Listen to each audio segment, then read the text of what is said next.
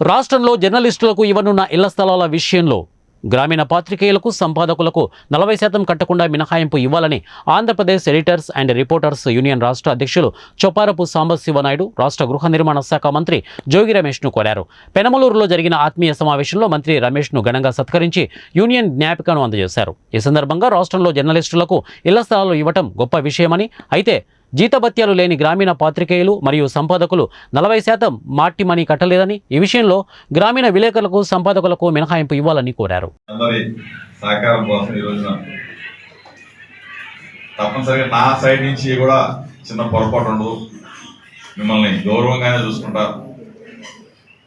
ఎక్కడైనా ఎవరైనా ఏదైనా పొరపాటు చేస్తుంటే మాత్రం నా దృష్టికి తీసుకుంటే తప్పనిసరిగా దాన్ని ఆ తప్పును మాత్రం సరిదిద్దుకుంటారు. ఎక్కడ కూడా దయచేసి అపార్థం చేసుకోవద్దు ప్లీజ్. చిన్న స్థాయి నుంచి వచ్చినండి, పెద్దవాడు మాత్రం కాదు.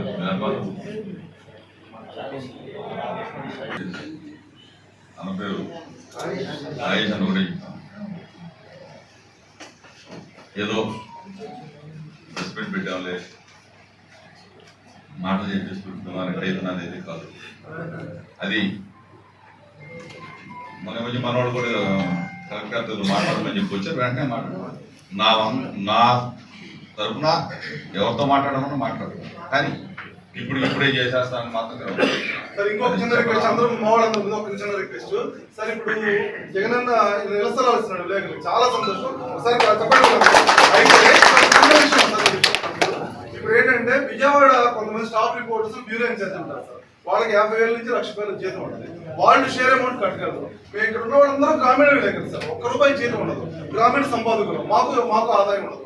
మమ్మల్ని 40% కట్టమంటే మాకు ఇబ్బంది. దయచేసి మీరు ఇప్పుడు ఎలక్షన్ ఏదో రోజు సీఎం గారితో మాట్లాడి గ్రామీణ విలేకరులు ఎవరైతే పెయిడ్ సర్వెంట్స్ కాదో స్టింగర్లుగా పార్ట్ టైం రిపోర్టర్లు పనిచేస్తున్నారో వాళ్ళకి వితౌట్ షేర్ ఇవ్వండి. ఎందుకంటే రాజశేఖర్ ఇచ్చారు మీ అందరికీ.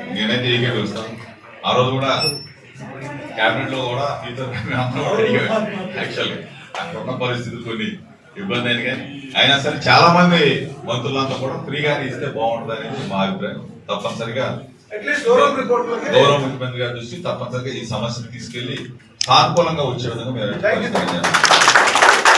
నా వల్ల ఏదైనా సరే అంటే అంత మనం చిన్న వాళ్ళు అన్నా ఒకటి మాత్రం వాస్తవం. చాలా మంది ఏదో చెప్తా ఉంటారు, పాత్రికేయులు ఇంట లేదా ఆయన చేసేది. నేనైతే అంటే తప్పనిసరి పరిస్థితులు ఉంటాయి కొంచెం. మనం బతకాలన్నా చిన్న స్థాయి నుంచి పెద్ద స్థాయికి వచ్చారు, మంత్రి అయ్యారు, మళ్ళీ చిన్న అనుకుంటే ఒకటి మాత్రం చెప్తాను. నువ్వు అన్నావు కదా, హోదాకి పెద్ద అవ్వచ్చు, జీవితానికి మాత్రం చిన్న. జీవితం